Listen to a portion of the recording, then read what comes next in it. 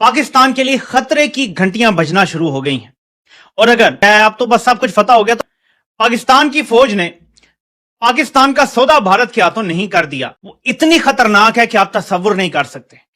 उसकी बुनियाद पे कलभूषण भी वापस लिया जा सकता है, हमारे एटमी प्रोग्राम पे भी पाबंदी लगाई जा सकती है। मैं लिटरली आपको बता रहा हूं, हमारे एटमी प्रोग्राम पे आलमी पाबंदियां लग सकती हैं। आई थिंक ये पार्ट ऑफ डील है कि जो बचे हुए न्यूक्स है ना सर, वो पाकिस्तान से निकाल दिए जाएंगे।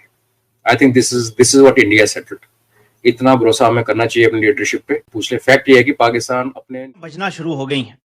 और अगर अब तो बस सब कुछ पता हो गया, तो पाकिस्तान की फौज ने पाकिस्तान का सौदा भारत के हाथों नहीं कर दिया। अगर पाकिस्तान की फौज ने हमें भारत की तफेली रियासत बनाने का फैसला नहीं कर लिया और वादे नहीं कर लिए, क्योंकि ये सिर्फ हुकूमत के करने का काम नहीं है जो अब किया गया है। मैं आपको आगाह करता हूं, जो सबसे बड़ी डेवलपमेंट हुई है वो इतनी खतरनाक है कि आप तस्वुर नहीं कर सकते। उसकी बुनियाद पे मैं लिटरली आपको बता रहा हूं, हमारे एटमी प्रोग्राम पे आलमी पाबंदियां लग सकती हैं, लेकिन कुछ ऐसा कंसेशन लिया जा सकता है कि जिसकी कीमत पूरी कौम भी चुका ना सके। हम उस तरफ जा रहे हैं और ये हमारे जर्नैलों के कारनामे हैं। या तो हमने भारत की बगल बच्चा रियासत बनने का फैसला कर लिया, जो किसी तरह से पाकिस्तान के मफाद में, यानी कभी भारत हमें तरक्की नहीं करने देगा। हमें इस टाइम तगड़ी लीडरशिप की जरूरत है जिसके पीछे अवाम खड़ी, और ऐसी फौज की जरूरत है जो अवाम की सपोर्ट के साथ हो। इस टाइम फौज का मुराल अपने लोएस्ट लेवल पर है, क्योंकि उनकी अपनी पॉलिसीज गलत रही हैं, उनकी लीडरशिप की पॉलिसीज गलत रही हैं, अवाम से बहुत ज्यादा दूरी हो गई है, नफरत में बदल गई है।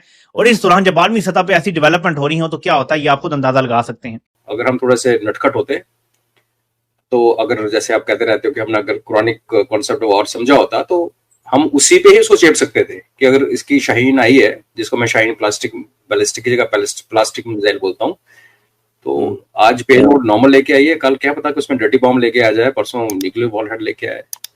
तो it was reason enough for India to attack. इसीलिए किराना को मारा क्या? किराना को मारा सर, और मुझे लग रहा है सर कि ये जो हाई दुआई मची उसके बाद कि ट्रंप ने मुंह खोल दिया, उसने सारा गेम ही खराब कर दी। ढंग से बिहेव करता तो जो सेटल होता। आई थिंक ये पार्ट ऑफ डील है कि जो बचे हुए न्यूक्स है ना सर, वो पाकिस्तान से निकाल दिए जाएंगे।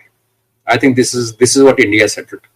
इतना भरोसा हमें करना चाहिए अपनी लीडरशिप पे, क्योंकि पाकिस्तान जिसके ऊपर अब यही बोला जा रहा है, जितना मर्जी सेलिब्रेट कर ले और हमारे यहाँ पप्पू शप्पू जो मर्जी पूछ ले, फैक्ट ये है कि पाकिस्तान अपने न्यूक्लियर एसेट्स को बचाने में नाकाम रही है सर।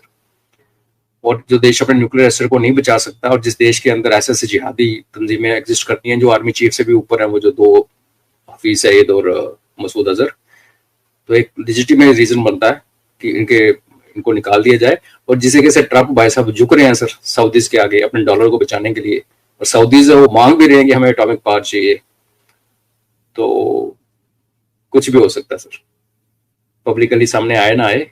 आई थिंक ये ऐसी कोई डील हुई, जिस बंकर में रह के आया मरियम बंकर FM में एम तो मरियम का है, एफ मिल गया होगा।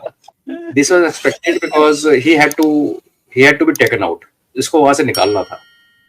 Field marshal in Pakistan is, जो चीफ बनेगा सर नेक्स्ट, राज वही करेगा। फील्ड मार्शल की कनोटेशन इज मोर, मतलब उसमें चला जाता है सर। आपने देखा होगा ट्रेंड ये होता है कि अयूब खान जो था, उसने तो खैर वहां से फिर वो प्रेसिडेंट बन गया था।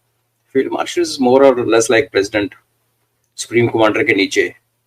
एक्चुअल पावर तो चीफ मार पड़ी है पाकिस्तान आर्मी को, और के जो डिसकंट्रोलमेंट उसके कोर कमांडर्स के दिल में होगी, और वैसे भी पॉपुलर था ही नहीं। हम सबको पता है कि शिया एंगल भी है इसका, और भी people don't like him. Short service commission था, मेन एकेडमी से नहीं आया। तो जब इसने कांड किया, वो उसने भाषण दिया था, तो उस टाइम किसी एक शो में डिस्कस हुआ था, तो मैंने कहा था कि ये ना इसको प्लग कर दिया जाएगा, बिकॉज जो भी अभी बखेड़ा खड़ा करेगा वो हमें दुनिया में मर्जी दिखाया जाए, लेकिन पाकिस्तान के अंदर इसके खिलाफ कुछ ना कुछ आवाज उठेगी। तो आई थिंक सेफ एग्जिट दे दिया इसको। अब देखते हैं इसको चीफ कंटिन्यू करेगा। मुझे लगता है चीफ कंटिन्यू करेगा सर।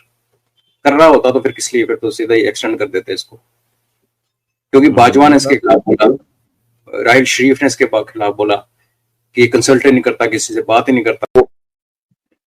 एक चीज तो समझ, दो बात है। ये जो आया कि IAEA ने ये सर्टिफाई किया है कि कोई रेडिएशन लीक नहीं हुआ है, जी। तो सर ये बताइए सर कि क्या IAEA मैंडेटेड है उनके न्यूक्लियर स्टोरेज साइट्स को मॉनिटर करने के लिए?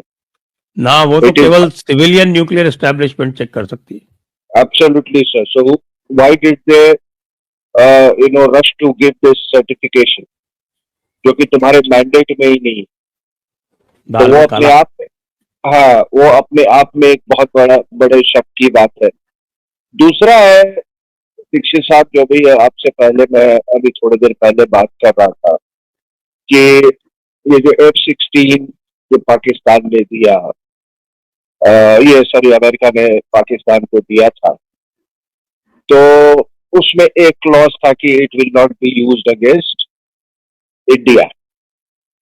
अब आप बताइए कि कोई भी सेल्फ रिस्पेक्ट वाला कंट्री जो कि जिसका existence anti India, anti Hindu agenda पे है या बुनियाद पे है, वो इतना बड़ा कैसे वो टर्म्स ऑफ रेफरेंस एक्सेप्ट कर लेगा सर? F-16 आप ले, वो उन्होंने कहा मेंटेन भी करेंगे, ये करेंगे, चलो तुम उड़ाना उसको, लेकिन हम बताएंगे तुमको ये कहाँ यूज कर। I don't think any that should have raised our suspicion कि भाई किसी पर्पस के लिए तो रखा है ना वहां से। चलो as air base against Soviet Russia या रशियंस। और आपको मैं ये भी बता दूं कि ये जो आपका चकलाला में जो एयरबेस था, आपको तो मालूम है कि वहां से पहले भी बहुत सारे कोल्ड वॉर के टाइम में बहुत से उसको यूज किया जाता था to monitor activities of the Soviet Union. और तुरंत सेकेंड वर्ल्ड वॉर के बाद इनके वहां पर ये मॉनिटरिंग स्टेशन इन्होंने खोला। UT-5 प्लेन्स वाला आप जानते हैं, जो कि पेशावर से ऑपरेट करता था।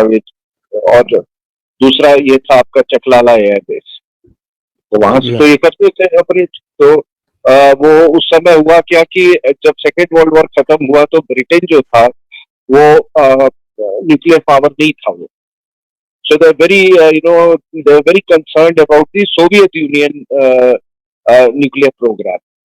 तो उनको ये खबर मिली थी कि ये जिंगजियांग में, ये लखनऊ के इलाके में, या यहाँ पे आपके कजाकिस्तान एरिया में ये शायद ये अपना न्यूक्लियर टेस्ट करने वाले हैं, कर रहे हैं। तो उसको भी मॉनिटर करने के लिए उन्होंने वहां पर एक बेस बना रखा। तो वो तो कोल्ड वॉर में सर देयर इज नो वे कि पाकिस्तान में इन्होंने स्ट्रेटेजिक एसेट्स नहीं डाले होंगे। तो going by logic it is very plausible कि हो सकता है कि इन्होंने वो न्यूक्स वहां पे अपने रखे हों। जियो पॉलिटिक्स बदल गया, लेकिन कुछ चीजें नहीं बदलती हैं। अब जो बाइडेन एडमिनिस्ट्रेशन था, आप देखिए किस तरीके से उनका एंटी रशिया स्टैंड था, वो तो कोल्ड वॉर से भी ज्यादा भयानक। तो नमस्कार दोस्तों, हाल ही में भारत और पाकिस्तान के बीच में कुछ समय पहले, मतलब कुछ हफ्तों पहले, काफ़ी बड़े लेवल पर एक तरीके से युद्ध ही छिड़ चुका था। सब कुछ ऑन द वे था। भारत की ओर से लगातार पाकिस्तानी एयर बेसेस डिस्ट्रॉय किए जा रहे थे, वहीं पाकिस्तान की ओर से भी छोटे मोटे हमले हो रहे थे, लेकिन उसके इंडिया का कोई असर हो नहीं रहा था। मतलब कहा जाए तो एक तरीके से बिल्कुल एट द वॉर में पहुंच गई थी दोनों कंट्रीज। और अचानक से हमें मालूम पड़ता है कि दोनों ही देशों के बीच में एकदम से सीज फायर हो जाता है। कहा जा रहा है कि इंडिया की तरफ से उनके जो किनारा हिल्स पाकिस्तान में, वहाँ पर लगातार हमले कर दिए गए थे, जिससे कि न्यूक्लियर रेडिएशन फैल गया। खैर, इसकी अभी पुष्टि हुई नहीं है, लेकिन कई चीज़ें इसको फैक्टर बता दी कि ये फैक्टर हो सकता है। लेकिन दूसरा फैक्टर ये है कि पाकिस्तान ने शायद वेस्ट के साथ एक बात मिलकर बता दी है कि शायद पाकिस्तान अपने न्यूक्लियर वेपन्स का सौदा कर सकता है अपनी जान बचाने के लिए। ये बिल्कुल पाकिस्तान की साख पे आ गई थी, और ये बात पाकिस्तान के लिए बड़ी ही शर्मनाक तरीके से साबित हो रही थी दोस्तों। इसका एकमात्र कारण ये था कि आसिफ मुनीर, जो कि अपनी गद्दी पे बैठ गया है, उसने इतनी शानदार हार के बाद खुद को फील्ड मार्शल भी बना लिया है। ये एक डूबते हुए देश की सबसे बड़ी बात होगी कि एक युद्ध में आप सीज फायर करते हो, आपकी मूर्ख जनता उसे जंग को जीतना मान लेती है, और उसके बाद आप का जो चीफ है उसको आप लोग बना देते हो फील्ड मार्शल। ये किसी देश की सबसे बड़ी बदकिस्मती ही होगी दोस्तों मेरे अनुसार तो। खैर अंदर की बात ये है कि पाकिस्तान अपने परमाणुओं की संख्या घटा सकता है, कहा जा रहा है परमाणु वेपन्स की, क्योंकि पाकिस्तान के पास इतनी औकात या इतनी कैपेबिलिटीज़ बची नहीं है कि वो अपने परमाणु वेपन्स जो परमाणु हथियार है उनका मेंटेनेंस दे सके, क्योंकि एवरेज किसी भी परमाणु हथियार के मेंटेनेंस के लिए अरबों का खर्चा आता है, जो कि एक भिखमंगे मुल्क के लिए काफ़ी मुश्किल हो रहा है। खैर जियोपॉलिटिकल लेवल पे इंडिया का लगातार प्रेशर भी है। आपकी क्या राय है कमेंट सेक्शन में ज़रूर बताइएगा। जय हिंद।